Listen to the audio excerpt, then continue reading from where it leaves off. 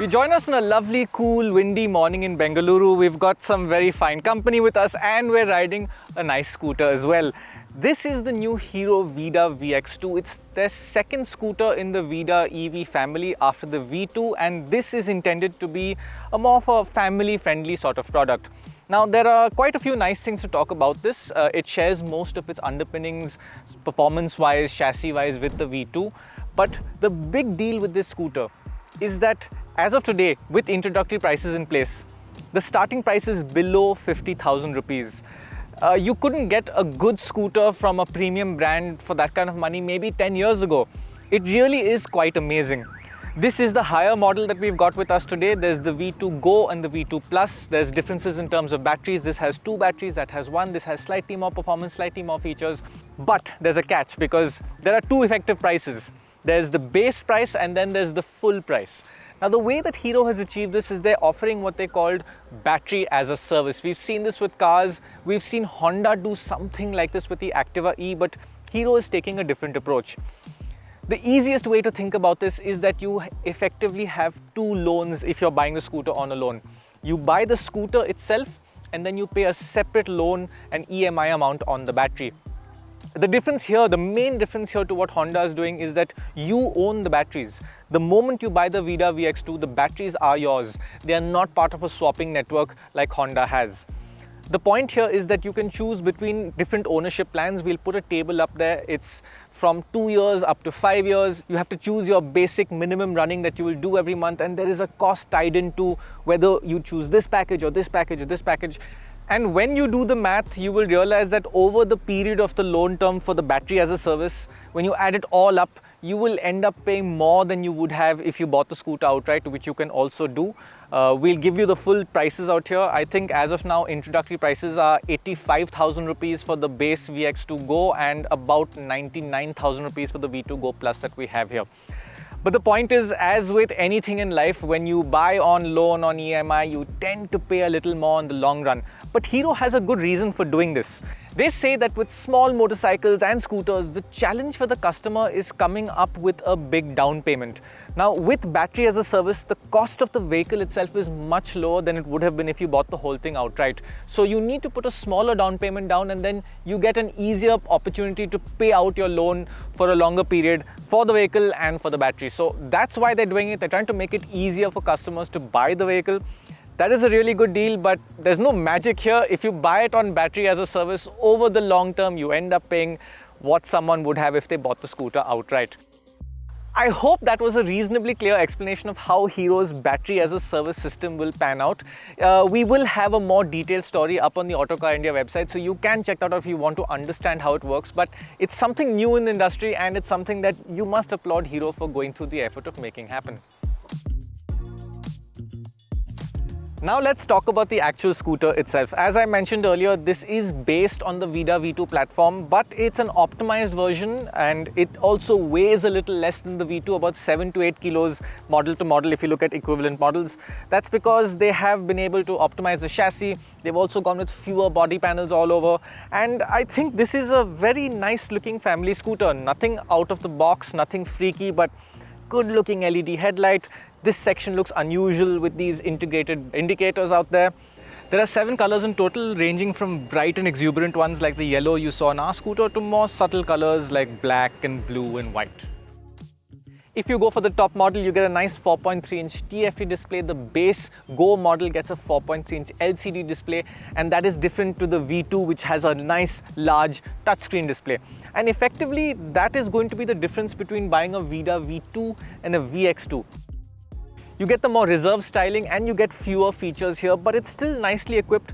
And what I really like is that the fundamentals are more or less the same, which means that you get the same swing arm mounted motor. It has the same 80 kph top speed. It has the same 2 removable batteries.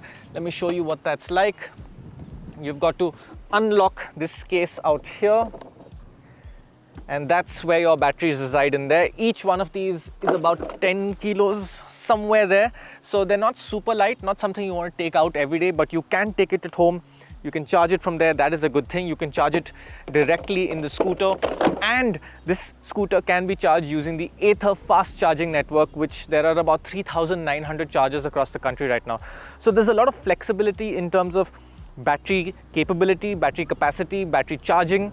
And depending on which model you choose, if you go for the top model, you get 2 of these batteries with a total of 3.4 kilowatt hours. If you go for the base model, you get 1 battery, which is a 2.2 kilowatt hours. Now the VX2, which has 2 batteries, has a slightly smaller boot, but it's still about 27 odd liters. And they say that you can fit a full face helmet in here, and I think you should be able to, as long as the helmet is not too large. My helmet fit in there, but it was just short of closing and I didn't want to press it down. Smaller helmet, open face helmet will definitely fit in there. And if you go for the VIDA VX2 Go, it's about a 33 liter boot, which is nice. Another small thing to talk about is that existing VIDA owners have complained about water leaking into the boot. Hero seems to have solved that. There's considerable shielding out here, a big rubber seal all over, and the seat itself is a single piece seat, completely different to the VIDA V2. So that is something that should be fixed with the VX2. Quality wise, if there was some area for improvement, the lock for the battery flap feels quite fiddly, and that should be a nicer system to use. And some people might find that the TFT display is a little dull. It could, even on its highest brightness setting, it could be a little bit brighter. The animations are also not particularly slow, but they're not fast either. Range is similar to what we've seen with other scooters in this segment. This scooter will give you about a real world range of 100 kilometers. If you go for the one with the smaller battery pack, it's about 64 kilometers. We'll put a table out there with Hero's claim numbers. But performance and range is up there with this 1 lakh rupee ballpark, and it's actually really quite nice to ride. Now, what I found overwhelmingly appealing about this scooter is just how smooth it is. The throttle calibration is really smooth. There's very little regen, so it coasts very nicely. So on, off, really very smooth. It's not as quiet as a TVS iQube because the iQube has a hub motor. There's no drivetrain in there. This has a swing arm motor. There is a bit of a reduction ratio connecting it to the rear wheel. There is some noise, but it's not noisy. And the feeling is really very smooth. It's one of the smoothest electric scooters out there. You have 3 riding modes if you go for the top model. There's Eco, Ride, and Sport. If you go for the base model, you don't get the Sport mode.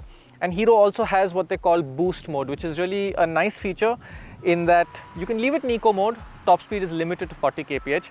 But if you accelerate aggressively, the screen will tell you Boost mode is on, and then you get access to the full performance of Sport mode. The nice thing there is that, you can stay in Eco mode, get that extra range out of it. But if you need to make an overtake, if you need that sudden hit of performance, it's easily accessible, and then it just goes back to Eco mode. Other things that are nice with this scooter is the riding position itself. It's really quite spacious, it's comfortable. Short riders should not have a problem. Tall riders will also fit well. The seat is spacious, good space for a pillion at the back as well. Not a problem for a tall rider's knees particularly. Not the best there is out there, but it's quite usable. You also have a storage compartment in the front. This is an accessory, but there's also a little sleeve in there that you can put a phone in. And you've got a quick charging USB outlet here so you can charge your phone. So there's quite a bit of small details put into this. Something else I like from the rider's point of view is that Hero has given this new switchgear. It actually looks quite nice. It has good tactile response. Some of the nicest switchgear we've seen on a Hero scooter to date. Now the thing with Heroes is, and we have constantly reported this, is that quality and fit and finish is where things need to improve, and to their credit, they are constantly improving things. This is better finished in terms of panel gaps and things like that than the Zoom 125 that we rode a couple of months ago, and it shows that Hero's on a constant improvement. Another small thing that's nice to note is that there are fewer body panels here, so there's fewer panel gaps for you to notice, and in general it just comes across as a nicely put together scooter. Oh, and this pillion backrest is also an accessory, but this grab rail is standard. That is more or less what the VIDA VX2 is all about. It's a genuinely appealing, no-nonsense family scooter. It has just the right amount of features you need. Comfort is very good, like I said.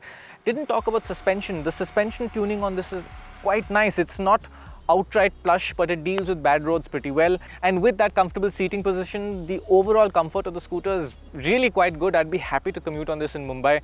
Braking is good as well. If you go for the base model, you get a front drum brake, but you've got a disc brake out here. It stops well.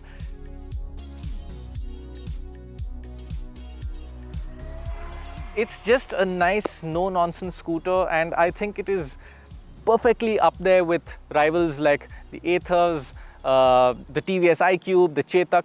This is a serious contender, and it's giving you variability in terms of battery type, purchase options. So it makes the VX2 quite an appealing option.